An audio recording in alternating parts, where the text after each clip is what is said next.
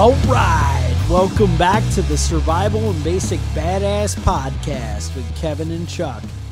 Today, we're going to talk about 9 Meals to Anarchy. Goes way back. I mean, actually, I found a quote. There's like a bunch of people credited with coming up with this. Mm-hmm. The oldest one I found says 1906. Alfred Henry Lewis says there are only 9 meals between mankind and anarchy. But I've seen a bunch of some politician in England dropped it in about 2000. It was a big thing. Yeah. Whatever. Bottom line is this. There's something with the food industry and basically our whole supply chain called just-in-time delivery. Right. And what that is the average grocery store, the average anything, gas station, whatever, roughly, I mean, it's basically based on grocery stores. But basically, the bottom line is they have about 3 days worth of food, and that's it. But that's assuming things are going normal. Right. So if the trucks stop coming and the news doesn't say anything about the trucks not coming and there's no storm coming and everything seems happy and you keep going to the grocery store, there's about 3 days worth of food. Now, then you say, oh, there's a huge snowstorm coming. All the trucks are stopped across the country. Now that 3 days of food, that's going to go in like 2 hours. Yeah. Yeah, there's going to be about 6 people. I just made up the 2 hours. There's going to be about 6 people that have all the food. Everybody in front of you in their cart, it's going to be like 3 carts worth pushing, going, come on, honey, with the diapers falling out and beer bottles breaking, and that's how it's going to play out. There seems to be a strange obsession lately with paper towels. Every time I see, and you fill up a whole cart with these containers, and I'll see people walking down the street carrying one grocery bag with mustard and a can of beans, and then a 24-pack of paper towels on his shoulder. What are you doing with these things? All I know is when I go to Sam's Club and I buy those, they have like the 6 gallons of Poland Spring or whatever in the big cardboard container. Whenever I go and they don't have any, and that happens, I'd say once every other month, they'll have no water whatsoever except for like the individual bottles. And I'll go in and they won't have any, and I'll be like, oh shit, this is the big one. This is it. It's happened. I'm calling the wife on the phone. Now, go to the store. And then, I come back tomorrow and they're all there and they just didn't put out the pallet. It was okay. But, hey, it's a fine line between. That's right, man. And it is a fine line because, we're talking about 3 meals or 9 meals from anarchy. Is it 9 meals that you have in your cupboard? Or is it after not missing 9 meals, then you're ready to shoot a motherfucker that's got a loaf of bread? I think the gist, you actually use this term a lot, and it's funny because being as that we're the big prepper survival guys, I don't even have cable, but so I haven't watched a lot of these, what's the show? The Prepper? Yeah, I haven't seen that either. Whatever. Yeah. Doomsday Preppers. Doomsday Preppers, sorry. That's the one you're thinking of, right? Yeah. I know you guys are all yelling at me going, what the hell? You should know about this. But I think that's really, at least in America, where that phrase became popular. Where people would have heard it and, where it kind of started to gain traction. And I actually, when I decided to do this show topic, I actually tried to find some episodes, and there were even, I typed in Doomsday Preppers and 9 Meals from Anarchy, and it took me on a bunch of nonsense where they didn't even mention it and whatever, and I just was pissed off and whatever. But that's neither here nor there. The idea is, it's supposed to, I think the gist of what people are going for with that is that basically when something goes wrong, anything goes wrong. So the power goes out. Obviously, if the power goes out and the stores never open up, then that's trouble. Another story. Obviously things get crazy right away. But people typically have about 3 days worth of food like plan. When you go to Right. the store, you buy a loaf of bread, a gallon of milk, all these things. These things should last you 3 days. Right. I mean, you might be at the point where, I needed to get milk and now I'm out today and today's the day that the world ends. Right. Well, yeah, you'll be out of milk sooner and whatever. But for the most part, people have 3 days worth of food. But you'd be surprised. People buy potatoes, onions, things to last a week or less. They don't buy because you want things fresh. You want them nice. Mm-hmm.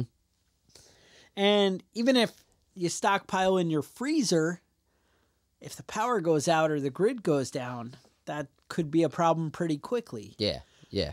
Not everybody has backup generators. Not everybody's a prepper. You buy, most people buy the cereal they're going to eat that week. That week, right. I need another box of cereal for this week. Oh, I need yogurt for the week. I need, the milk, the bread, the eggs. All those things are very short-lived. Not a lot of people live the way like I do. I mean, I don't know. I don't, it's hard to even see the reality. But I know, well, one, I have chickens, so there's going to be eggs there, assuming it's not freezing. Right. But if I turn on a light out there, I bet within a week I can get some eggs. But even so, I can go downstairs and start cracking things open. I'm going to be good. Even in my regular pantry, I have enough that, it's going to last. I mean, I probably have upstairs in my kitchen without going to my food storage. And I'm not even talking long-term food storage, just my secondary storage area. Just out of my kitchen, I bet you I could feed my family for probably a full week. Then, assuming I go downstairs to my supplies without bags of rice, without big bags of beans, without the long-term food storage, I still probably would buy another week and a half, 2 weeks. So I'm probably good 3 weeks just off, regular day-to-day consumption kind of foods. Right. Because I'm kind of weird like that. Then I have additional stores that are, even more advanced.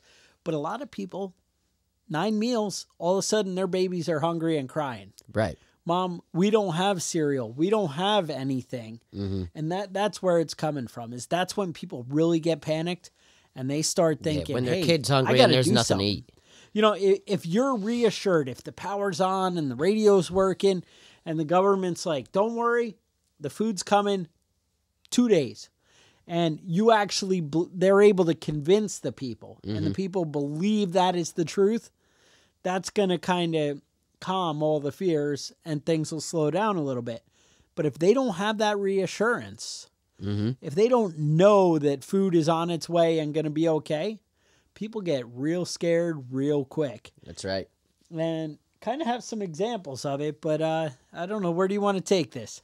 Well, I was thinking about some of the things that would cause a basic emergency and how quickly it's kind of amazing how quickly things can wind down, go downhill. It falls apart pretty quick. Yeah. If your power comes from a nuclear or coal plant, Okay. you got 24 hours before things shut down. If Bob doesn't show up to work that day, Bob's out. 24 hours and they're offline. They're either out of fuel or they've got safety measures that are going to trip them off. All right. If you can't get back and forth to work, if nobody's going in to work that day, 24 hours. That's how long your electricity That's lasts. nuclear and coal, you said? No, nuclear and coal. Okay. Now, there's also, say, about once every 4 days, part of the nation's power grid, a system whose failure could leave millions in the dark, is struck by a cyber or physical attack. Every 4 days that's happening. 77% increase. That was USA Today that said that. Tripwire has a quote here saying 77% increase this year in successful cyber attacks on the power system. That is unbelievable. Successful power that cyber attacks. Unbelievable. So, I mean, the shit's just not. It's not like we have this reliable infrastructure that can never be cracked. And there are people trying to crack it. It's not just wear and tear. This is people trying to get to Apparently, it and shut it down. they're trying every day, and they're successful every fourth day. Every fourth day, they're successful. That's pretty impressive. So, I mean, these are things that are, the power goes down. And if it's not back within a day, a lot of people are out. All their refrigerator food is gone. All the grocery store, they might have 24-hour generator backup. Maybe. Their stuff's all gone. Fuel trucks. What's the situation with that? Let's talk about gas real quick. Let's talk about gas. The average gas station has about 12,000 gallons of fuel. No idea what 12,000 gallons looks like, well, but okay. It looks like 4 to 6 days per full tank. Once they get filled up, you got 4 to 6 days of regular use. Okay. That means no one's running to that. Yeah, nobody's running that. But if the power goes out, those pumps don't work. If that's going to be a problem. The power's out. This was Hurricane Irene. I think it was 2013, maybe 2015. I was passing people on the street, pulled over on the side of the road, and I'd stop and they'd say, "I've got 12 miles left in my tank." He goes, "I've gone past 3 gas stations that aren't selling gas. Do you know anybody that's open?" I did know somebody that was open. It was more than 12 miles away, though. I have no idea how long some of these people were stuck there. Yeah.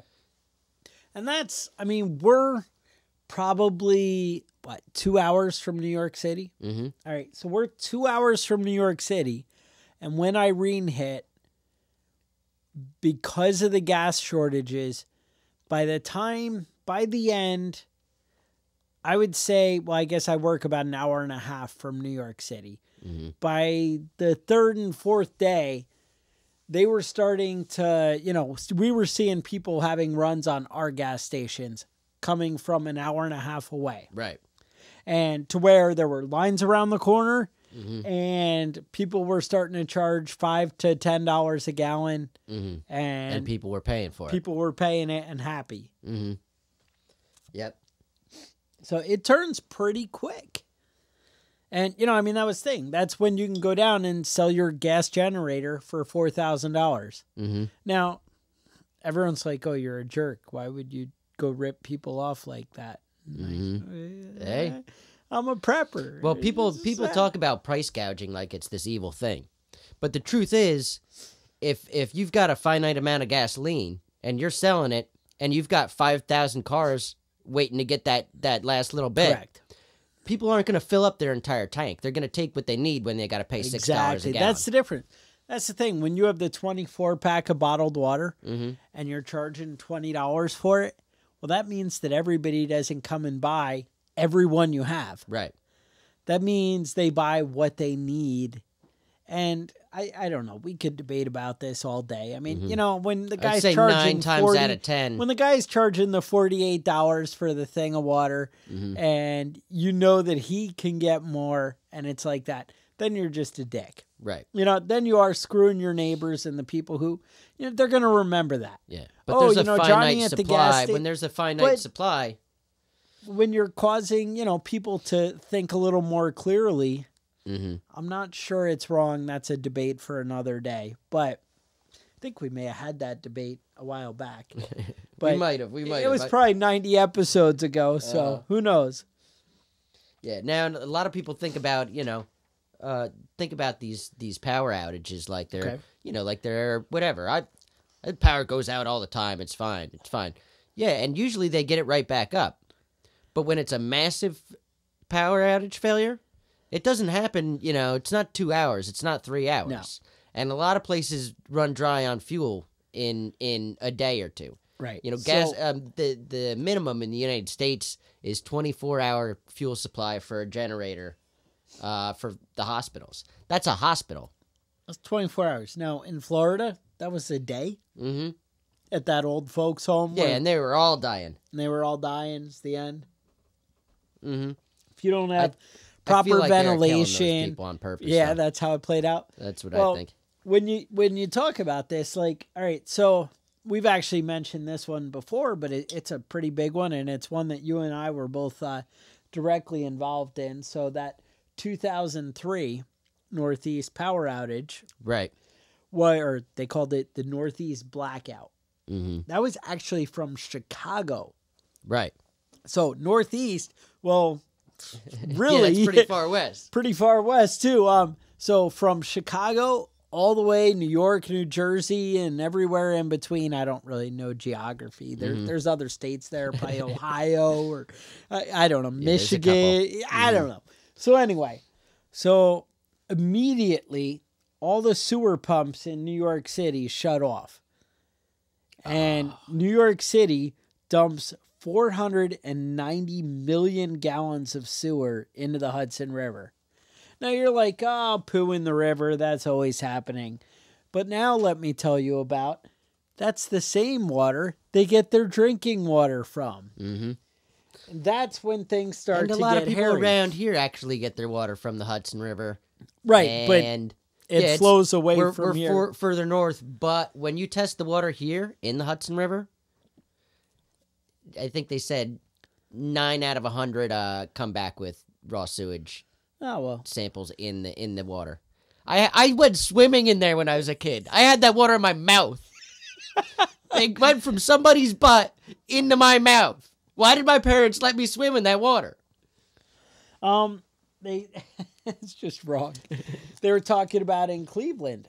Immediately, all their water pumps stop working. Mm-hmm. So you're familiar with water treatment plants and that kind of thing. Mm-hmm. You work in these places. So let's assume kind of the best case scenarios, okay? Mm-hmm. Now, I know that one of the plants you work at has its own reservoir, right, up on a mountain.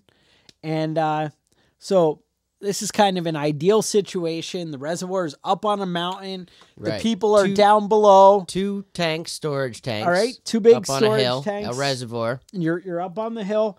So when the power goes out completely and you stop showing up to work. Yeah, it's what got happens? less than 2 days. 2 days? Less than 2 days supply of water. Right, and that's a good scenario. Mm-hmm. And then that some places that I go to, if the power goes out, you don't have water. The pumps aren't pressurizing the tanks, and there's no water going through your pipes. That's what I say, and that's what happened in Cleveland. Mm-hmm. No, none. Yeah, done. Just none. Immediately. Right? So 2 days, water from the town, it's possible it's going away. Right. And actually, there's a pretty good chance. Right. There's a lot of places with water towers, different things like that. If something's not pumping it back up there, yeah, that's it. It's it, you know? All right, what happens with sewer? Sewer just immediately will start running. Just start kind of overflows right out. I mean, anybody that any place that flushes a toilet, it goes to either your own septic tank, right, which better, or a municipal sewer, right. And municipal sewer always runs out into a creek, the river, whatever, right. A man-made creek, and and hypothetically, all that water should be just as clean as rainwater, right? Hypothetically, I wouldn't drink it. But within 2 days, it's just raw sewage. If you're not chlorinating, there's toilet paper rolling out there. It's just raw it kind of overflows. Is that what happens? Yeah, immediately. Immediately, it's just skimming off the top. Maybe a chunk will settle out on the way through. Got a few floaters, and that's it. All right, so we have sewage dumping into the creeks, and it's a lot of the creeks. Right, and you think, my water stopped running, but there's a river right next to my house. Right. I'll just go scoop some water out of that, and Where's your local poo plant? Yeah, maybe you should figure out where that water is coming from.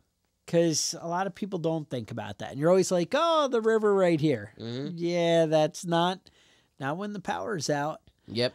It might be if you're up in the mountains. If you're 100 feet from the top of the mountain. And there's a big snow cap right on there right now, melting down. You might be all right.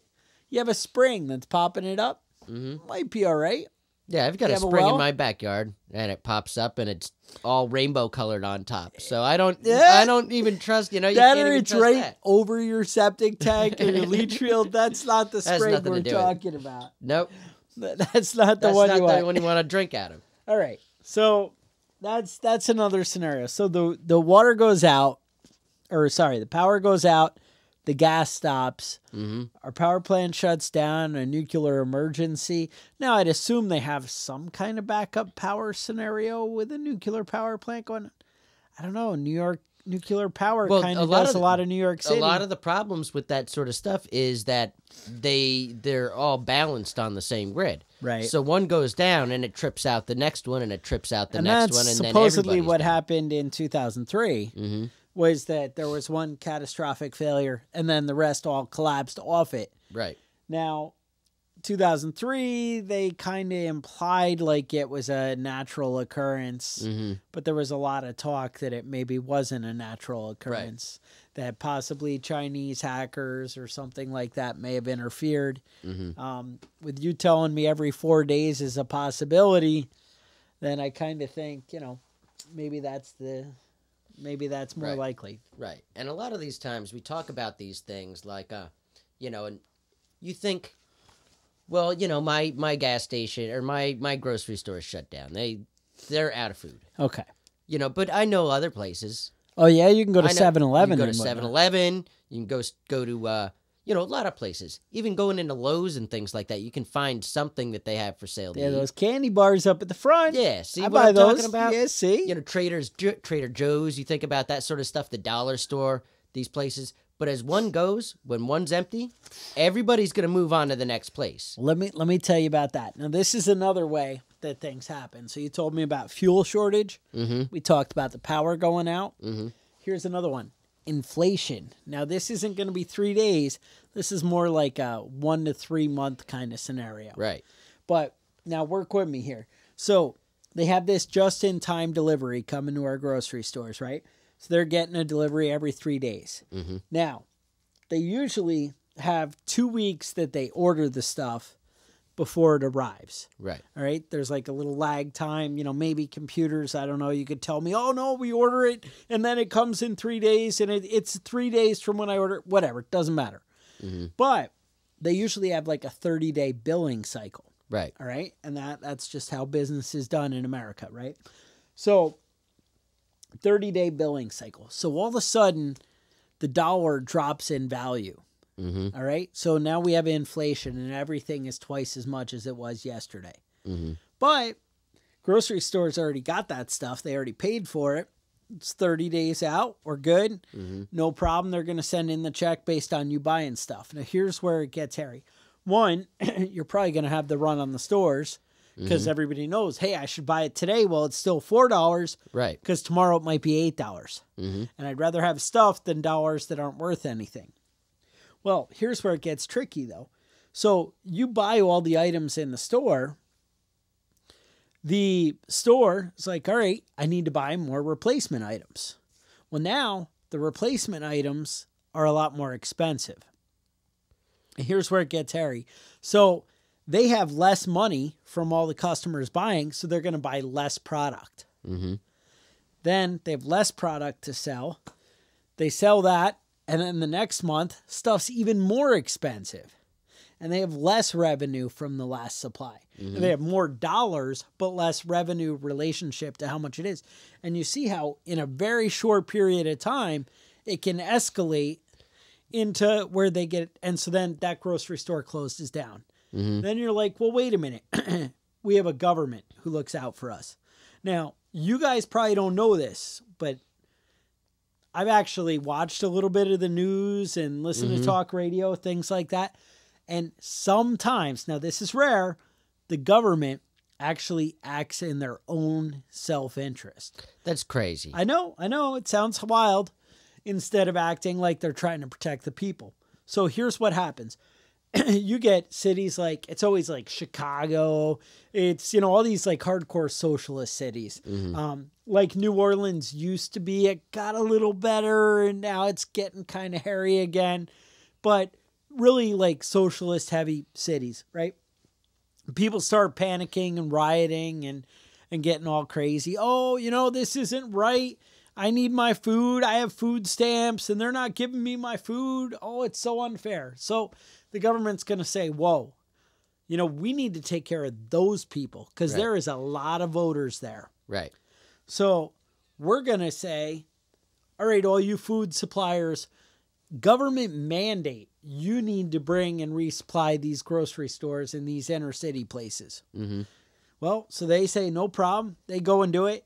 And their trucks are getting robbed and they're getting mugged and people are just looting and crazy. And the stores still end up not paying because whatever they're getting burned down or whatever. And then the food suppliers say, whoa, we're out. We're done. We're not doing nothing for nobody. I'm not working for free. And now they're not going to be able to help the rural people or the crazy city people. Mm-hmm. And it just escalates and it builds into more and more. So it just kind of gets crazier and crazier. And that's how things break down so fast. It just all builds on itself. Right. Right now in Iran, we've all seen the riots going on TV. Iran. Oh, well, all right, riots. They've got 21 people dead. 3,700 protesters are in prison now. That's a lot of protesters. 12% inflation. 12% inflation caused the entire country to go into chaos. That may seem like a lot, but to shut down an entire nation and basically just start putting everybody on the street in prison, it didn't take long. Take Venezuela to break down. Not long. Mean, complete disaster. I mean, they're still starving to death down there. Forget about toilet paper. Yeah. Toilet paper wasn't even an issue. Nobody was like, damn, I wish I had toilet paper. They were like that 2 years ago. Right. Now they're like, damn, I wish I had a dog's leg to eat. Yeah, exactly. Now it's hard to find a dog in the cities there. Oh, I wish we had more rats. Mm-hmm. Because then I wouldn't be so hungry. So, I mean, over the years throughout history, we have China, with their starving population. The whole Ukraine thing and Russia and all that. Everybody looks like you think of the videos from Nazi Germany, where they're all ribs poking out and whatever. People get like that. They're desperate. Yeah. And it doesn't take long before people like that or the parents of those kids start getting very aggressive. I got to take care of my baby. Right. And then when you're like, wait a minute, I don't have to take care of my baby. I need to eat my baby. Well, that's when you know you're over the line. That's going too far. Yeah. No, there's definitely a few stories of that, though. But that's the thing. So there's stories, North Korea, China, Ukraine, where, people would resort to cannibalism. So tell me this, if mothers would resort to eating their own babies, what would you do when your babies are that hungry and you're just like, well, you know what? I have guns. I'm going to go take from my neighbor. I don't care. Mm-hmm. And I don't want it to come to that. You need to take care of yourself. Right. But now, did you have any more scenarios? We're good? One that it's not super urgent, but I came across it and started reading about it and thought it pretty interesting, is trash pickup. When the trash man stops coming along, man, there's been quite a few scenarios with garbage pickup strikes where that stuff stacks up quick. And you need to have a trash, when people stop coming around making deliveries, when the fuel's short and the trash man's not coming to pick up this week, you need to start thinking about what you're going to do with your trash. I seem to remember sometimes, I want to say early 80s, with some garbage strikes in New York City, things like that. Stacked up just 20 feet high. Piling up in the city. It gets ugly quick. Mm-hmm. And then all of a sudden disease and all this other stuff, because it just gets gross. Rats. There's rats everywhere. Mm-hmm. This stuff just, escalates and gets, totally out of control. So these are the things that, why you need to think ahead. Now, another thing I wanted to talk to you guys about is maybe not right now, but you need to start developing a plan and maybe a way. But guess what? When things go bad and you're the smart prepper who ordered a year's supply of food or 5 years supply of food or whatever, you need to have a way to hide that food. And I'm not talking about just from your neighbors, because you might be like, well, I have an AR-15. Yeah. Or I have 2 AR-15s. Or I have 6 AR-15s. Guess what? When the government comes knocking on your door, yeah, however many you have, they got more. They have more. That's something to be aware of. And FEMA will come. It's legal now for them to come knock on your door and say, oh, we're taking anything over 3 days worth of food. And I'm sure I think that's what the law is now. They can take anything beyond 3 days worth of food, but it doesn't matter. What does a law mean? Yeah. This is America. Right there, they've already violated, the Bill of Rights here, because I feel like that's invading my my quarters there. Yeah, exactly. But whatever. They'll come in, they'll take it, and they'll search your house. Right. Knocking on and doors. They'll do it. Government soldiers, American soldiers have already trained, not all of them. I'm not saying this is what they do, but I'm saying the government has had training where, hey, let's go in and search American houses, look for guns, look for food stashes, look for stuff. And this is something you need to think about. Do you have a way to hide and secure this kind of food? Now, like I said, I think you're going to see something like that coming. And I don't mean you're going to see it coming 6 months out. I mean, you're going to see it coming 3 days out. And you might be able to utilize your time and work that out, but you should have a plan. Yeah, at least an idea of what you're going to do. You need to, and better yet, if you can do it. If you can stockpile it and hide it out, that's something, and I mean, something you really need to be aware of. Joplin, Missouri, when that tornado hit, same thing. These people were all like totally caught off guard and going for gas, going for food. Puerto Rico still hasn't recovered completely or even halfway at this point. The latest article I read was from December 30th. So it's about 10 days ago from right now. But they're still not even close to back to where they were. There's huge areas that still haven't been restored. That's a long time. That's over 3 months, right? Right. That's a big deal. 3 months without normal food, electricity, and clean water. Is that something you want for your family? And is that something you're prepared for your family? Well, I mean, these people didn't have a choice. So, right. So what I'm saying is you need to start, thinking ahead. And it seems very unlikely that there isn't going to be some issue in America, especially, the more the world goes. And I say America. It could happen any place.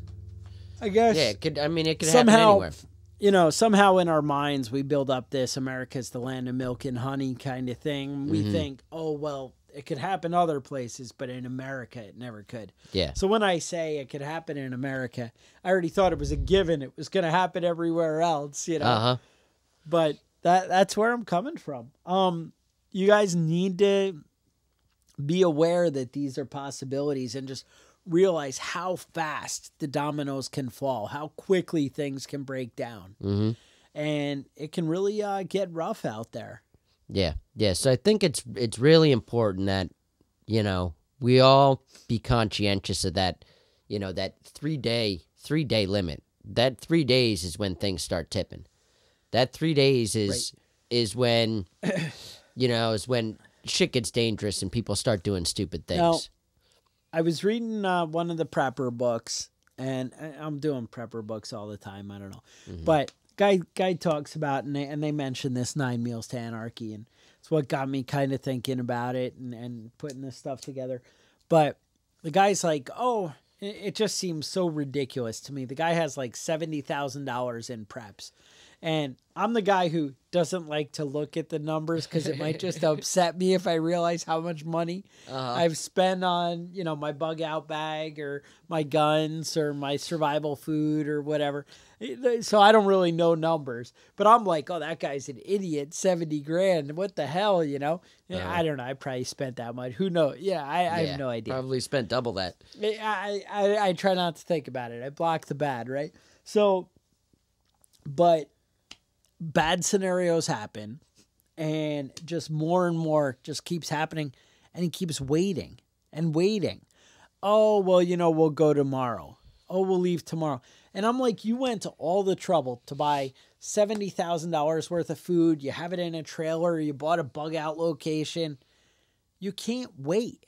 As soon as you see things starting to fall apart, you need to be ready to act. You need to get where you're going to go, because you do not want to travel after, things start to go bad. Right. And I'm telling you, every day you wait, it's going to get rougher and rougher. And, 9 meals is 3 days, but you're not even going to have 3 days before things get really hairy. That's before they're knocking on your door but you don't want to be out in town at day 2. You don't want to be at the grocery store when there's nothing there and people are starting to look. You need to travel and get where you're going now, because people will knife you for gas. People will just come up and shoot you in your car to stick a knife in your gas tank and, let the gas drain in their bucket so they can put it in their car and get their family to where they need to go. It turns that fast. You need to have a plan, and you need to execute it as soon as things look bad. And you know what? I don't want to miss work tomorrow if I'm wrong and things don't go, the way I see it. Well, you know what? It's better to miss a day of work and be alive. All your preps don't mean anything if you can't get to where you're going or, where your supplies are, or take your supplies with you to the right location. If you live in the city and you're like, I just have to get out, you need to do it at the first sign. You really have to pay attention and be aware. Yeah. But that's what I got. All right. That sounds good. Now, do you have any like upkeep, some kind of notes, any people we need to mention, or anything going on in the world? Yeah. Well, I was looking at this. I was getting into the Iran riots over there. Yes. And found something amazing. Tell me. The rich kids of Tehran. Tell me about the rich kids. You need to go on their Instagram. They have their own Instagram. And they've got a Twitter. I always think that only Americans have Instagram. Oh, no. This is great. People. So all these people are starving to death. No food. There's no food. There's no work. Something like 40% unemployment right now for the, people under 25. Nothing's going on.